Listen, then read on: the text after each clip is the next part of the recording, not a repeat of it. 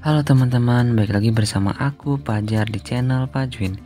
Jadi di video kali ini kita akan melanjutkan pembahasan mengenai Olimpiade Sains tingkat kabupaten jenjang SMA tahun 2023 di bidang matematika.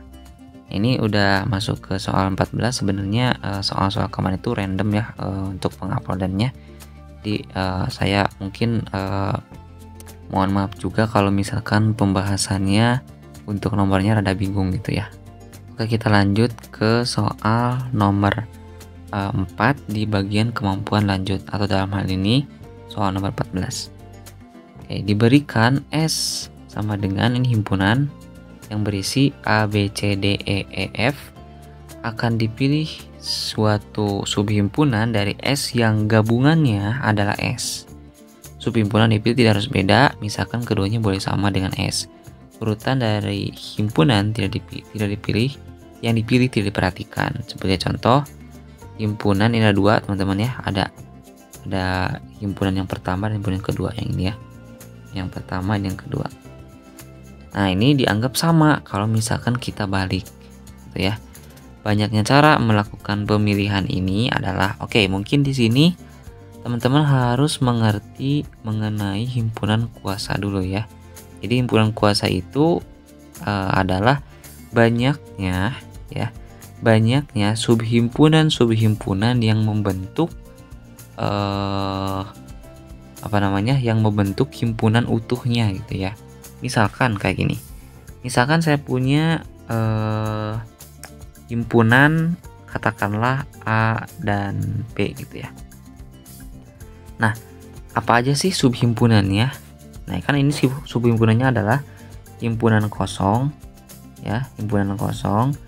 Terus himpunan yang berisi anggota A, himpunan yang berisi anggota B, dan himpunan yang berisi anggota A dan B ya.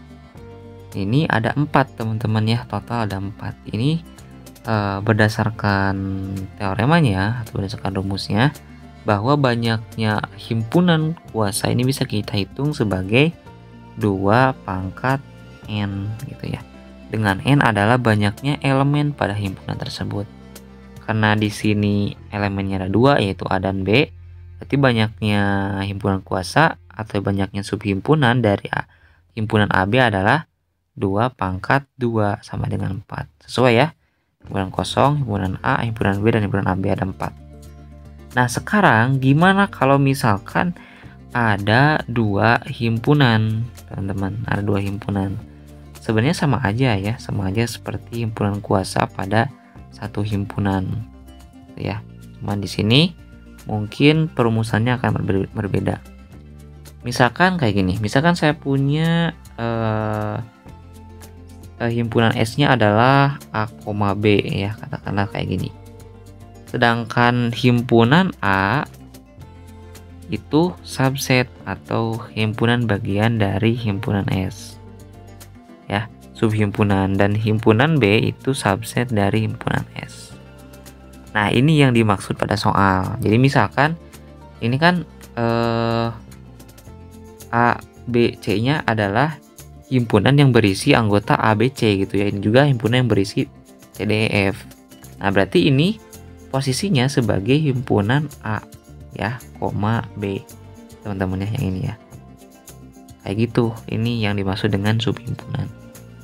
Nah, berarti misalkan kita punya, kalau misalkan A digabung dengan B itu pasti sama dengan S. Ini terjadi pada soalnya gitu ya. Akan dipilih yang gabungannya adalah S, itu unionnya S. Nah, berarti apa aja subhimpunan dari A gabung B gitu ya. Maka kita bisa pilih di sini himpunan kosong, teman-teman, himpunan kosong.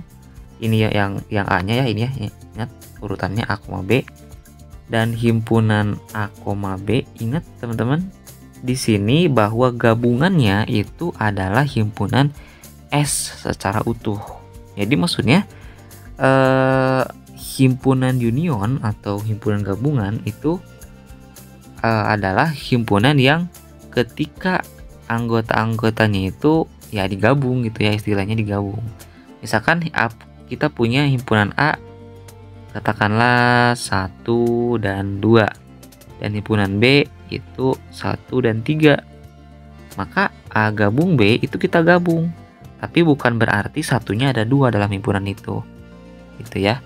Jadi tetap satunya ada 1, karena perhitungan dalam himpunan itu kalau ada unsur yang sama itu dianggap 1, teman-teman ya.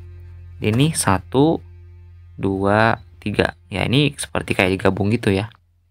Begitupun kalau misalkan berbeda, misalkan di sini 4 ya. Ya, berarti ini gabungannya 1, 2, 3, 4 gitu ya. Ada 4 di sini. Nah, kayak gitu untuk konsep dari union atau gabungan. Nah, berarti ini himpunan kosong kalau digabungkan dengan A, B ya berarti A, B itu. Di mana A, B-nya adalah S. Selanjutnya misalkan di sininya adalah himpunan A. Oh, jangan dulu. Misalkan himpunan A, B, kita balik ya. Nah, ini di luar pembahasan yang di atas. Berarti ini himpunan kosong misalkan. Maka ya ini kalau digabungin ya tetap S gitu ya. Selanjutnya saya pilih ininya himpunan A dan ininya himpunan A, B. Tetap ya kalau kita gabungkan dia akan menjadi A, B, sama ya kayak S gitu. Terus saya pilih di sini misalkan A, di sini B gitu ya. Kalau kita gabung ya tetap A, B, sama kayak S tadi. Terus beberapa lagi, misalkan di sini A, B, di sini himpunan kosong. Udah belum? Udah ya. Misalkan di sininya A ya, di sininya A. Ini kalau digabungin ya tetap A, B. Terus di sini A, B, satu lagi B. Tetap kalau digabungin tetap A, B.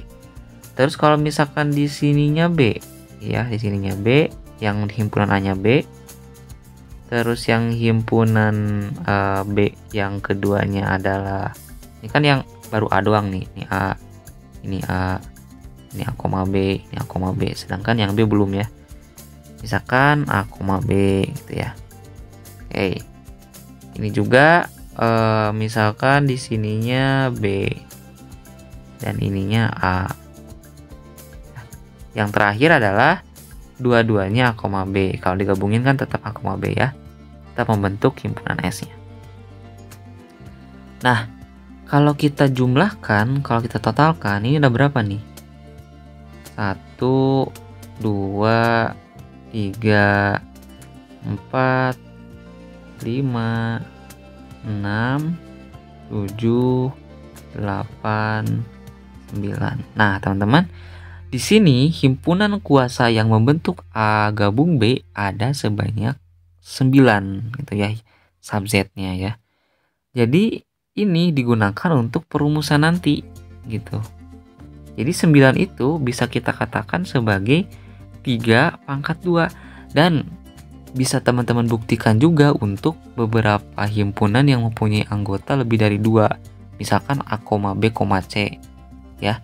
Tapi nanti ada 2 himpunan yang sebagai komponen nih, atau bukan dikatakan partisi ya, tapi sebagai komponen aja ya dari himpunan S ya. Nah, itu kalau misalkan ini contoh sederhananya teman-teman ya. Jadi untuk perumusannya adalah 3 pangkat 2 gitu ya. 3 pangkat N, maaf, 3 pangkat N. Dengan N adalah banyaknya anggota atau elemen, karena berhubung tadi kebetulan anggotanya adalah A, B ya dalam sebuah himpunan, maka ya ini ada dua elemen gitu ya. Ada 2 anggota, makanya yang jadi segini ya. Nah, gitu teman-teman. Jadi perumusannya kita dapat nih 3 pangkat N untuk himpunan yang membentuk S, yaitu A, B gitu ya, dengan A gabung B itu sama dengan S. Itu teman-teman ya. Oke. Sekarang kita akan menggunakan rumus ini ke soalnya ya. Nah, soalnya kayak gini teman-teman. Kita akan bagi menjadi 2 kasus ya. kasus yang pertama yaitu saat si dua himpunan ini ya, ini dan ini itu sama ya. Jadi kasus yang pertama misalkan kita punya ya yang komponen-komponen S-nya itu adalah A, B ya. Kasus yang pertama itu A sama dengan B, atau dalam artian si A-nya itu sama dengan B sama dengan himpunan yang beranggotakan A, B, C sampai F gitu ya, sesuai dengan soalnya. Nah, berarti ini cuma ada satu kemungkinan ya teman-teman ya, yaitu ya ini digabung dengan ini juga gitu ya. Maka nanti kalau digabung ya tetap ini. Ada satu kemungkinan. Yang kedua itu saat A tidak sama dengan B. Berarti ya si A itu berbeda dengan B gitu ya. Karena kan suatu himpunan dikatakan sama ya, atau A sama dengan B jika seluruh himpunan pada masing-masing himpunan itu sama gitu teman-teman ya. Kayak ini ya. Ini kan himpunan A-nya adalah A, B, C, D sampai F. Begitupun dengan B-nya sama A, B, C, D sampai F. Berarti itu harus sama gitu ya. Nah, kalau tidak sama berarti minimal ada satu elemen yang tidak sama gitu. Misalkan di sini A, B, C, D, E, F. Misalkan si A-nya itu A, B, C, D, E, F. Sedangkan si B-nya A, B, C, D sampai E gitu ya. A, B, C, D, E. Enggak sampai F. Itu beda teman-teman ya. Maka bisa masukin ke kasus yang kedua. Nah, dengan kasus yang kedua itu teman-teman ya. Karena tadi pilihannya adalah A, B yang akan kita gabungkan ya sebagai sebuah komponen pada S, kita bisa menggunakan rumus yang sudah kita buat tadi, yaitu sebagai ini ya. 3 pangkat N ya, dengan N adalah anggota dari himpunan itu. Karena di sini anggotanya adalah A, B, C, D, E dan F, ada 6, berarti banyak kemungkinannya adalah 3 pangkat 6 ya, 3 pangkat 6. Nah, karena 3 pangkat 6 ini dia termasuk yang sama ini gitu ya. Jadi 3 pangkat 6 ini dia sudah termasuk himpunan yang berisi himpunan yang sama ini teman-teman. Berarti caranya gimana ya? Kita tinggal kurangi 1 gitu ya. Tinggal kurangi 1, maka yang kasus kedua ini tidak akan menghasilkan kasus yang pertama, sehingga nanti kasusnya terpisah gitu teman-teman. Nah, karena di soalnya ya, karena di soalnya itu dikatakan bahwa ini ya, pemilihan subhimpunan itu tidak diperhatikan, atau dalam artian himpunan A dengan himpunan ini itu dikatakan sama dengan ini gitu ya. Jadi bolak-balik sama. Maka nanti kalau kita bagi 2, maka himpunan yang dibulak-balik itu tidak akan terjadi gitu ya. Maka kita akan bagi 2. Nah, berarti pada kasus yang kedua ini banyaknya kemungkinan subhimpunan adalah 3 pangkat 6 kurang 1/2, atau sama dengan 3 kali 3 9 kali 3 27 kali 3 81 kali 3 243 kali 3 itu 729 ya. 729 kurang 1 728.